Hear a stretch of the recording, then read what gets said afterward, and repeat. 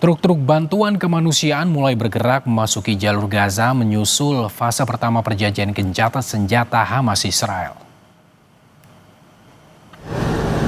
Sejumlah truk bantuan dari Mesir tiba di perlintasan Karim Shalom Israel diperiksa sebelum memasuki wilayah Gaza.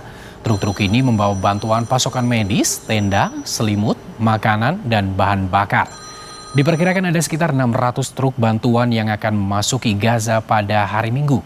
Jumlah ini sesuai dengan kesepakatan gencatan senjata Israel Hamas.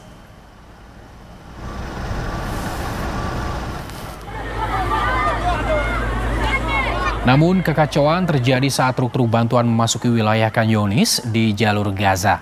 Puluhan pemuda dan anak-anak menyerbu dan memanjat ke atas truk berebut bantuan logistik.